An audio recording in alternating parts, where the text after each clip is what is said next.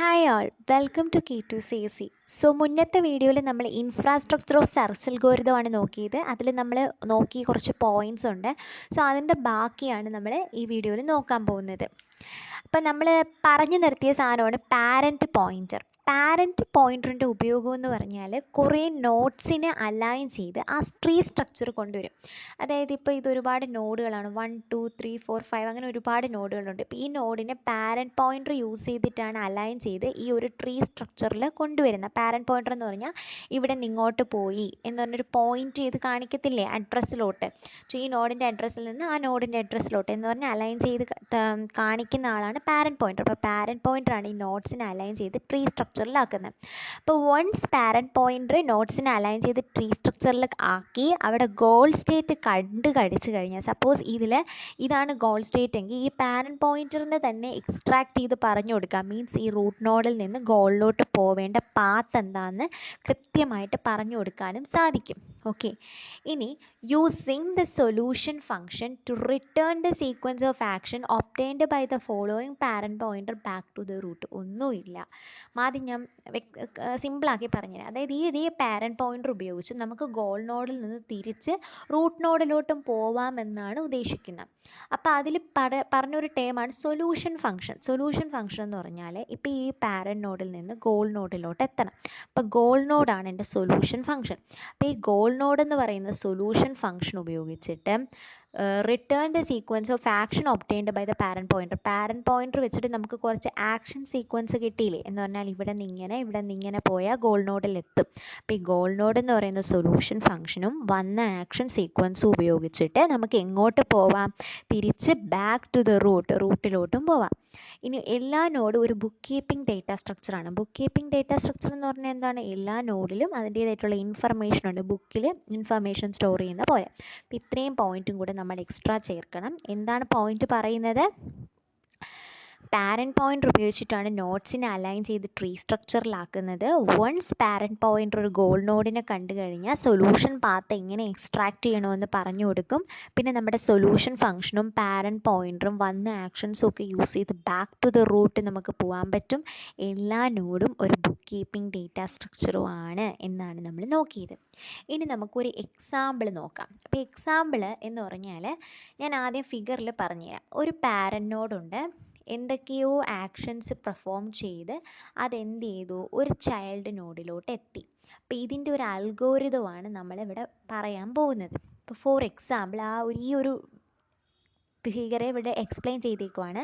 The given component for a parent node. Parent നോഡിന് വേണ്ട ഒരു കമ്പോണൻറ്റ് കൊടുത്തിട്ടുണ്ട്. It is easy to see the how to compute the necessary component for a child node. എങ്കിൽ നമുക്ക് child നോഡിലേക്ക് എത്താനുള്ള necessary component എന്താണെന്ന് നമുക്ക് ഈസി ആയിട്ട് മനസ്സിലാക്കാൻ പറ്റും. The function child node. So ഇവിടുത്തെ സൊല്യൂഷൻ എന്ന് പറയുന്ന ചൈൽഡ് നോഡാണ്. സൊല്യൂഷൻ ഫംഗ്ഷൻ എന്ന് പറയുന്ന ചൈൽഡ് നോഡിൽ എത്തുക എന്നതാണ്. അതുകൊണ്ട് തന്നെ അത് തന്നെയാണ് ഇവിടുത്തെ ഫംഗ്ഷൻ എന്നും. അപ്പോൾ function child node takes A parent node. ഇതെന്ന് പറയുന്നൊരു പാരൻറ്റ് നോഡിൽ നിന്നാണ് വന്നത്. And an action and return the child node. ആ പാരൻറ്റ് നോഡിൽ നിന്ന് എന്തോ ഒരു ആക്ഷൻ പെർഫോം ചെയ്തപ്പം ഈ ചൈൽഡ് നോഡിലോട്ട് എത്തി. ഇത് നമ്മൾ അൽഗോരിതമിക്കലി റെപ്രസെൻറ്റ് ചെയ്യുന്നു. അപ്പോൾ ഇതും കൂടെ എഴുതി വെച്ചാലേ ഇൻഫ്രാസ്ട്രക്ചർ ഫോർ സെർച്ച് അൽഗോരിതത്തിന് ഫുൾ മാർക്ക് കിട്ടത്തുള്ളൂ. അപ്പോൾ നമുക്ക് നോക്കാം. ഇപ്പോൾ ഫംഗ്ഷൻ എപ്പോഴും ഇങ്ങനെ ഒരു അൽഗോരിതം എഴുതുമ്പോൾ നമ്മൾ ആദ്യം മെൻഷൻ ചെയ്യേണ്ട ഒരു കമ്പോണൻ്റ് ആണ് ഫംഗ്ഷൻ. അപ്പോൾ ഫംഗ്ഷൻ ചൈൽഡ് നോഡ്, ഇവിടുത്തെ തന്നിരിക്കുന്ന ഫംഗ്ഷൻ എന്ന് പറയുന്നത് ചൈൽഡ് നോഡാണ്. അപ്പോൾ ഇവിടെ നമ്മൾ എന്നിട്ടൊരു ബ്രാക്കറ്റ് ഇടണം. ഈ ബ്രാക്കറ്റിനകത്ത് എന്തൊക്കെ ഇൻക്ലൂഡ് ചെയ്യണമെന്ന് പറഞ്ഞാൽ നമ്മുടെ പ്രോബ്ലം എന്താണെന്ന് മെൻഷൻ ചെയ്യണം. അപ്പോൾ പ്രോബ്ലം എന്ന് പറയുന്നത് എന്തുവാണ്? പാരൻറ്റ് നോഡിൽ നിന്ന് ചൈൽഡ് നോഡിലോട്ട് എത്തണം, പാരൻറ്റ് ആരിൽ നിന്ന് തുടങ്ങുന്നു എന്ന് നമ്മൾ മെൻഷൻ ചെയ്യണം. പാരൻറ്റിൽ നിന്ന് തുടങ്ങുന്നു, എന്ത് ചെയ്യുന്നു? ആക്ഷൻ പെർഫോം ചെയ്യുന്നു, ബ്രാക്കറ്റ് ക്ലോസ് ചെയ്യുക, കിട്ടുന്ന സാധനം പുറത്തെഴുതുക, റിട്ടേൺസ് എ നോഡ്, ഒരു നോഡ് നമുക്ക് കിട്ടുന്നു.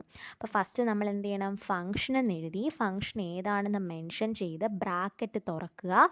ബ്രാക്കറ്റിൽ എന്താണ് നമ്മുടെ പ്രോബ്ലം, എവിടെ നിന്ന് തുടങ്ങുന്നു, എന്ത് ആക്ഷൻ, എന്ത് മൂവ് പെർഫോം ചെയ്യുന്നു, അതിൽ നിന്ന് നമുക്ക് എന്ത് കിട്ടുന്നു, അതാണ് from function child node problem parent action returns A node.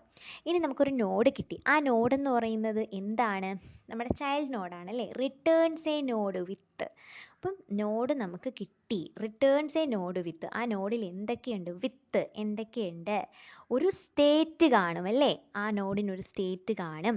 അതെന്ന് പറയുന്നത് എന്താണ്? നമ്മുടെ പ്രോബ്ലത്തിൻ്റെ റിസൾട്ടാണ്. അതാണ് പ്രോബ്ലം ഡോട്ട് റിസൾട്ട്.